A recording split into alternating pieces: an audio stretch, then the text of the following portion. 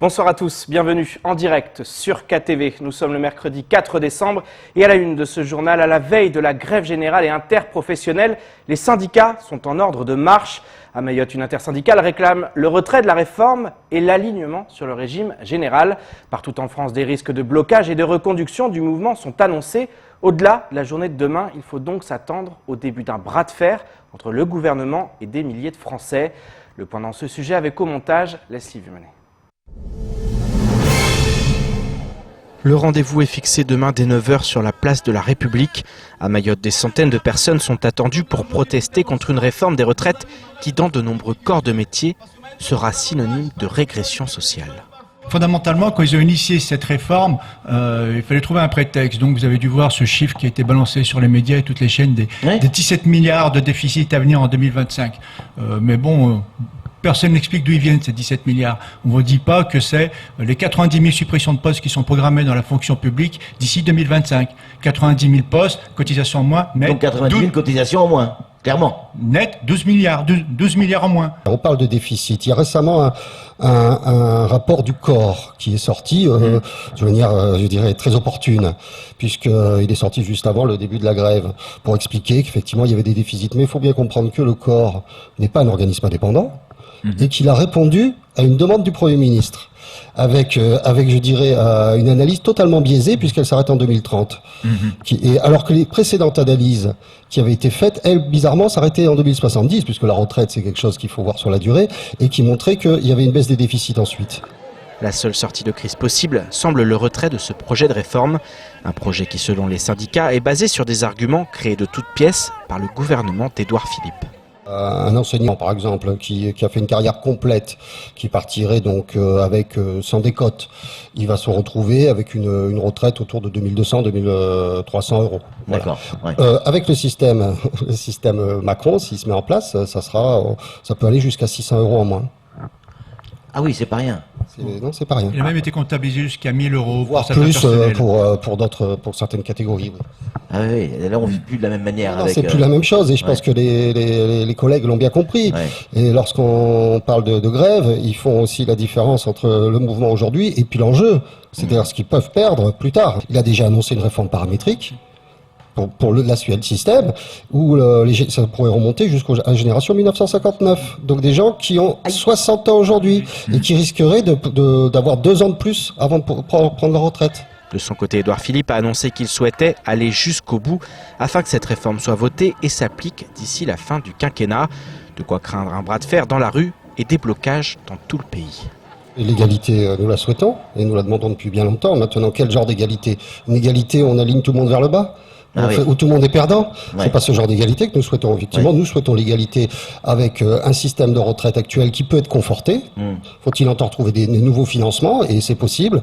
Et puis aussi, bien entendu, pour ce qui est de Mayotte, vous parliez des travailleurs du secteur privé, Sodifram ou d'ailleurs. Oui, Sodifram, pardon, mais ça peut être n'importe quelle entreprise privée, des grandes ou des petites. Eh bien oui, effectivement, nous demandons à ce qu'ils soient alignés sur le système de retraite qui existe actuellement en métropole, ce système qui doit être conforté et qui permettra effectivement de bonnes pensions pour tous. On se prépare à une grève dure. Effectivement, on sait que ce gouvernement ne voudra pas lâcher comme ça et qu'il faut, face à un tel gouvernement, mettre un rapport de force à un très haut niveau.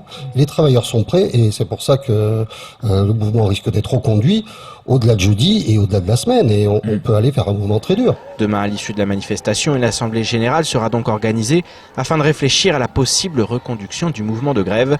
Mais au regard de la colère, nul doute que le combat ne fait que commencer.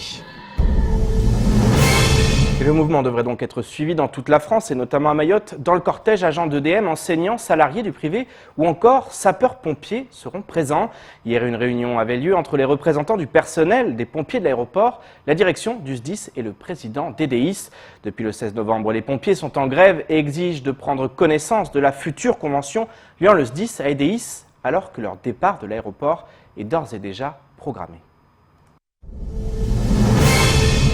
Là, ça m'a fait rigoler hier quand la présidente nous disait « Ah non, moi j'ai pas les moyens et les communes n'ont pas les moyens, le conseil de département n'a pas les moyens pour vous accueillir au niveau du SDIS. » La phrase qui m'a bien plu, c'est « Est-ce que vous, Salas, vous êtes d'accord de venir bosser au sein des pompiers et sans être payé. Ben, j'ai retoqué la même chose. Est-ce que vous aussi vous êtes d'accord de bosser avec nous sans être payé? Ah ben non, il n'y a personne qui est d'accord. Maintenant, les communes ont donné leur mot, le conseil départemental a donné leur mot.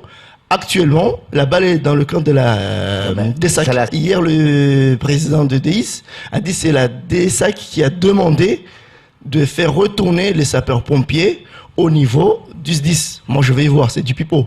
Aujourd'hui, on va demander une réunion avec la DESAC à Mayotte pour qu'ils s'expliquent là-dessus. Là. Parce que moi, je crois, c'est le fait de nous mettre l'huile derrière le dos pour nous masser, mais c'est pas du tout comme ça que ça va se passer là. Économie maintenant. Ce matin était organisé un événement par la CCI et la mairie de Mamoudzou intitulé Boost in Kaweni. Cette manifestation à destination des jeunes et des entreprises a été l'occasion d'aborder le thème de l'entrepreneuriat pour aider en particulier les jeunes à faire de leurs idées une réalité. Une manière de booster le quartier de Kaweni et de motiver la jeunesse à entreprendre. Un reportage signé Paul Arthur Avit. C'est à l'aide d'ateliers et de conférences orientées sur l'entrepreneuriat que cet événement a pu aider les jeunes à définir leurs projets et les aider à faire en sorte qu'ils deviennent réalité. Un événement organisé par la CCI, la mairie de Mamoudzou, la CADEMA, l'ADIM ou encore Pôle emploi. La CCI a des outils qui permettent de travailler les projets et donc ensemble avec les jeunes de Kaweni, on essaye pendant les ateliers qu'on appelle les ateliers idées de travailler pour chacun leur projet sur des thématiques qu'ils ont choisies. Alors aujourd'hui on a eu 3 thématiques. On a le commerce, négoce, on a le service, tout ce qui est événementiel, et puis aussi on a le tourisme, hébergement touristique, etc. 3 thématiques qui permettent d'englober quasiment tous les types d'entreprises. Un événement organisé autour d'ateliers pour que ces jeunes aient une idée précise de la direction à prendre pour que leur entreprise puisse un jour sortir de terre. Les points abordés aujourd'hui, nous avons mis en place 3 ateliers avec les jeunes présents aujourd'hui.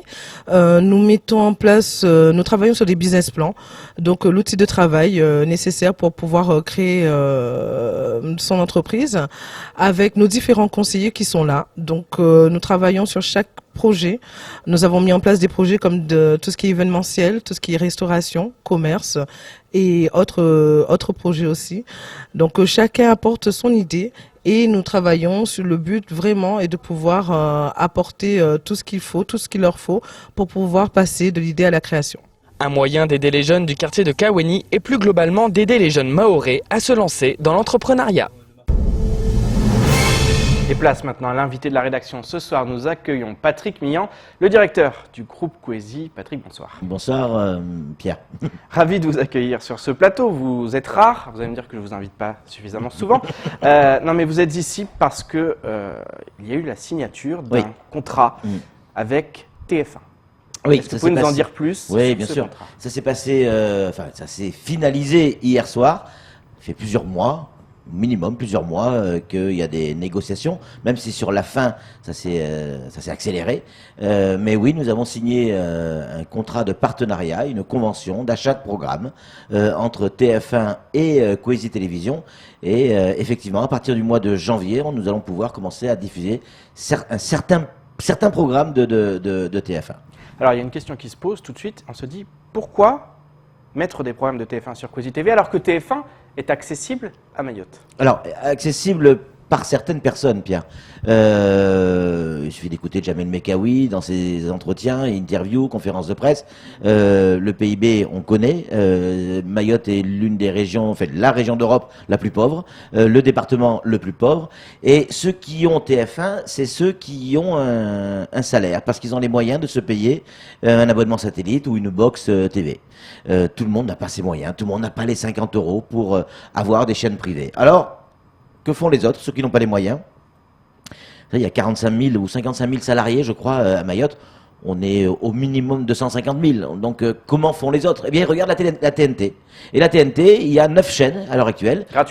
Gratuite, 9 du service public, une privée, Coesi. Et donc, beaucoup de gens, la majorité des gens, contrairement à ce que certaines personnes peuvent croire, la majorité des gens regardent la TNT. Et sur la TNT, il n'y a pas TF1. Désormais, en regardant Coesi, ils pourront avoir accès à certains programmes de TF1. gratuitement. Alors, il y a une autre question qui se pose, Oui. Patrick, c'est que Kwezi TV, dans son essence, c'est une télé locale Oui. avec des programmes locaux. Oui. Est-ce que ça va changer? Est-ce qu'on va avoir plus de programmes nationaux ou est-ce qu'on va rester dans cet état d'esprit avec un ajout de programmes au niveau national? On garde ce qui a fait l'essence même de Kwezi, c'est-à-dire c'est une chaîne locale fabriquée à Mayotte, avec des programmes fabriqués à Mayotte pour Mayotte. Et si ces programmes peuvent s'exporter en métropole, tant mieux. Mais c'est ça le plus important. On reste une chaîne locale et une chaîne de proximité. On va simplement enrichir nos programmes. On n'enlève rien. Au contraire, on a rajouté pour la rentrée donc de janvier 2020 4 nouvelles émissions locales, fabriquées et produites localement, qui parlent de Mayotte et qui montrent Mayotte. Et à ça viendront se rajouter les programmes de TF1. Des programmes qui seront essentiellement ventilés sur le week-end. C'est surtout là où on va enrichir notre grille des programmes. Justement, parlons de ces programmes. À quoi il faut s'attendre pour la rentrée prochaine, pour janvier, avec ces programmes de TF1 qui vont s'ajouter dans la grille? Alors, on va offrir déjà à nos téléspectateurs tous les programmes, j'allais dire, à forte audience de TF1. Divertissement? Essentiellement ce qu'on appelle le flux. Donc on a du Koh-Lanta, on a de The Voice, on a The Voice Kid, on aura également du magazine d'information avec 50 minutes inside. On aura une série quotidienne, une série française ou américaine en fonction des disponibilités, et du cinéma. On aura une fois par semaine un film ou un téléfilm, probablement américain. Et tout ça, ce sont des productions récentes, c'est pas des programmes qui datent d'il y a 15 ans. Ils auront été diffusés la veille sur TF1 et nous, on aura le droit de les diffuser dès le lendemain sur Kwezi Télévision. Donc, vous voyez, on garde la même grille des programmes, enfin, la même ligne éditoriale, c'est-à-dire des programmes locaux, mais on l'enrichit avec des programmes de TF1, pas tout simplement national, des programmes de TF1, c'est-à-dire pour amener la possibilité aux gens qui n'ont pas, eux, la possibilité d'avoir la box ou un décodeur, de pouvoir avoir accès et de connaître TF1. Ça peut vous faire sourire, mais j'ai discuté avec une jeune fille à la sortie de Kwezi, et je lui ai demandé si elle, juste pour savoir, si elle connaissait Koh-Lanta. Elle m'a dit qui? Ils connaissent pas. Il y a des gens qui ne connaissent pas Koh-Lanta. Il y a des gens qui ne connaissent pas le JT de TF1. Ils ne l'ont jamais vu. Et pour cause. C'est pas sur la TNT. On imagine que c'est quand même une fierté. TF1, c'est la première chaîne privée en France. Et d'Europe. Et d'Europe. Ouais. On imagine que c'est une immense fierté d'avoir finalement été choisi, parce que c'est aussi ça. C'est aussi TF1 qui a choisi Kwezi TV aujourd'hui comme partenaire. Oui, évidemment qu'on en est fiers. Alors ils ont choisi avec un peu notre argent quand même. Mais oui, effectivement. Ils acceptent que leurs programmes soient effectivement diffusés sur une chaîne locale. Au-delà de ça, ils ont fait de très très gros efforts financiers pour que ça puisse se faire. Et c'est aussi pour ça que ça a duré si longtemps. Donc oui, c'est une fierté. Mais j'ai envie de dire, on rattrape ce qui était prévu il y a déjà 3 ans après le cambriolage.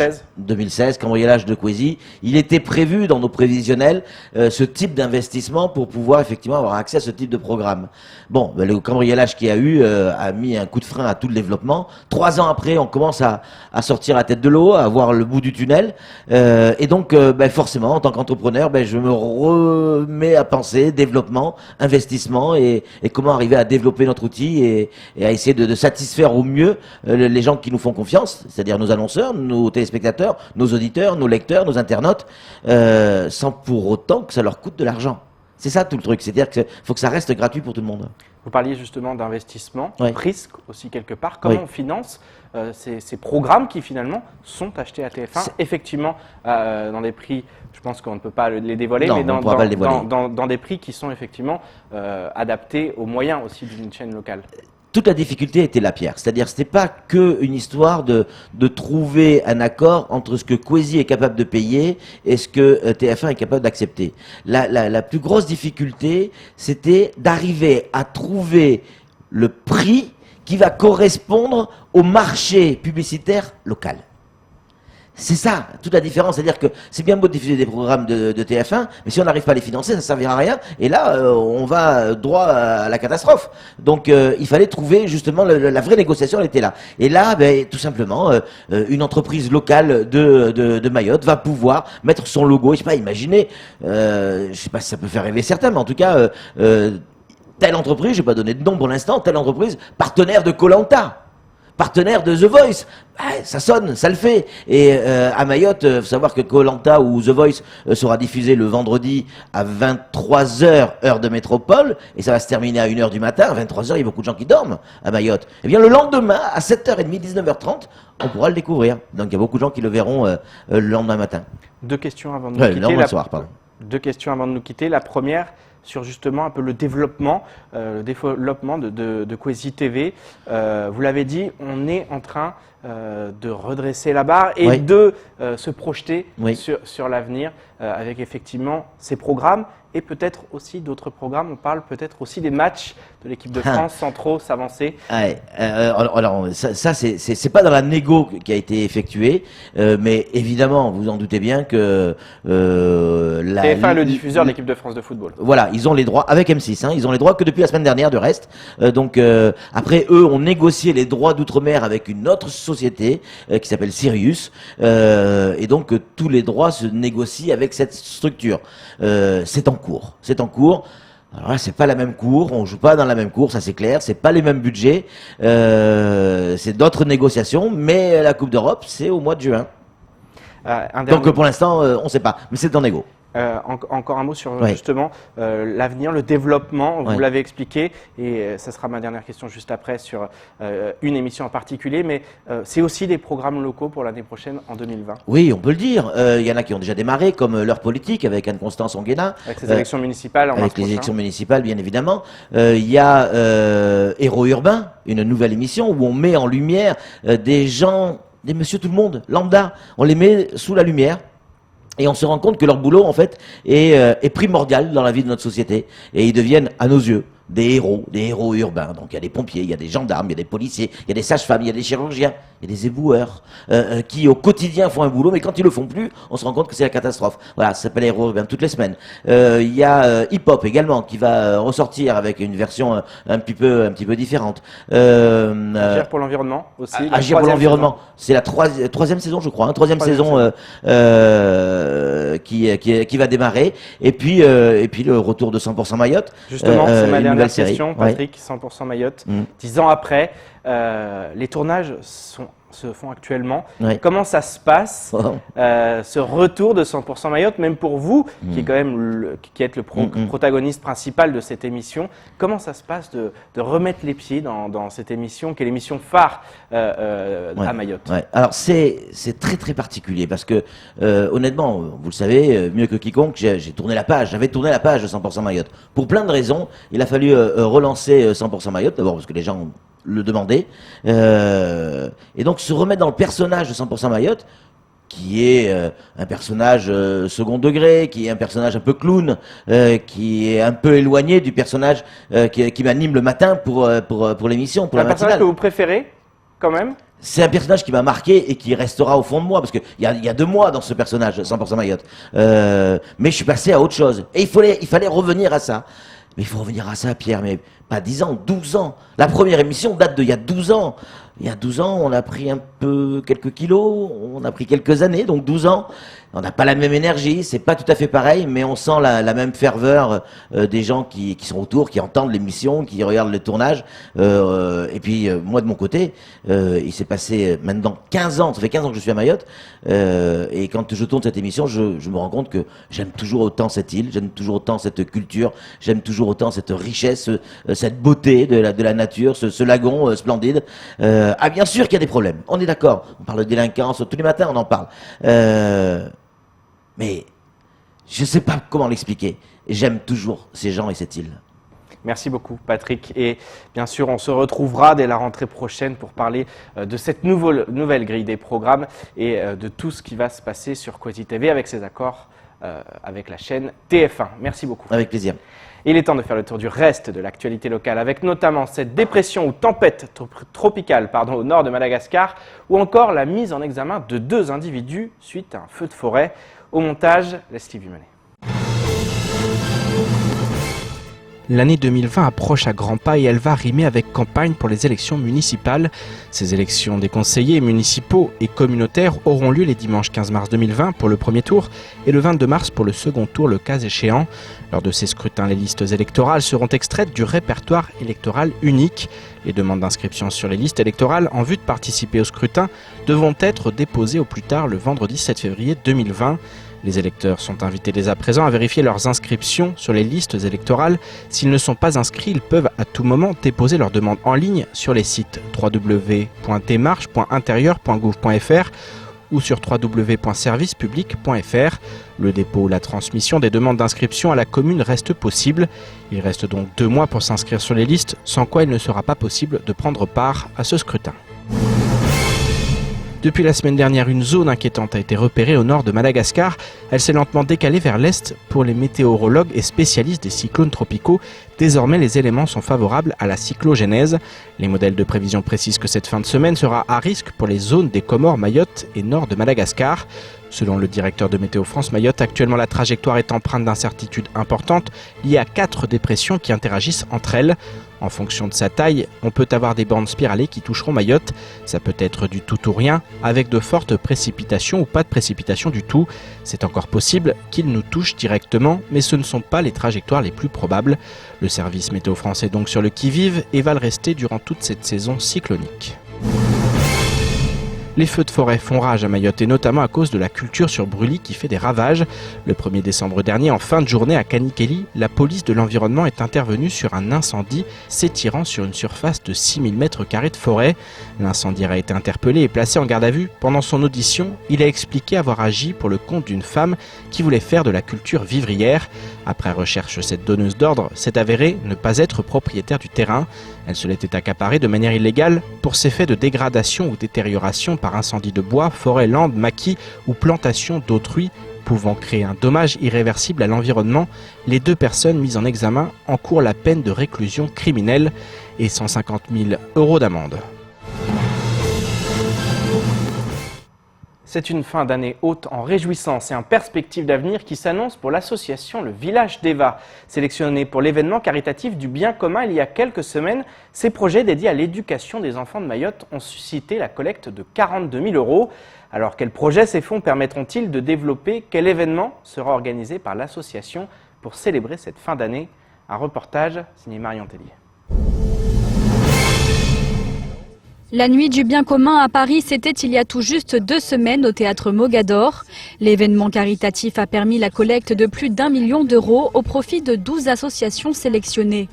Parmi ces projets figurait celui du Village d'Eva, l'association mahoraise dédiée à l'éducation des enfants éloignés de l'école de la République. 42 000 € ont alors été levés, des fonds qui permettront d'appuyer mais surtout de développer les actions menées par les personnels intervenant auprès des enfants. S'agissant des actions, bien sûr le dispositif École de la rue qui est un rattrapage scolaire, un soutien scolaire qu'on propose aux enfants que l'on suit et qu'on l'accompagne. Il y a la deuxième action qu'on a mis en place récemment et qu'on va poursuivre et développer qui s'appelle l'aide aux devoirs. Et puis prochainement, à la fin du mois, on va tomber dans la période des fêtes, donc on va organiser notre réveillon solidaire. Le réveillon solidaire, un projet attendu par près de 300 enfants de l'ensemble des sites de l'association. Chacun d'entre eux y participera en choisissant l'activité qui lui convient. Ce matin, dans les locaux de Msapéré, l'heure est déjà au premier préparatif. On avait pour objectif principal, c'est le Wamoja. En français, c'est le vivre ensemble. Et donc, on a voulu particulièrement pour cette année tenir cet objectif-là, de réunir tous les différents sites qui sont gérés par le Village d'Eva. Il y aura différentes activités qui seront organisées ce jour-là. C'est des activités de danse, du théâtre. Ce projet soutenu par la Fondation de France, les enfants ont jusqu'au 28 décembre pour le finaliser. Ils peuvent pour cela compter sur la présence de personnel en service civique ou encore de bénévoles pour les encadrer. Chacun d'entre eux se verra aussi remettre un cadeau, symbole de récompense pour cette année riche d'apprentissage, mais aussi d'encouragement pour l'année à venir. C'est ainsi que s'achève ce journal. Merci de nous rester fidèles sur KTV. Pour ma part, je vous donne rendez-vous demain dès 19 h pour décortiquer comme chaque soir l'actualité locale.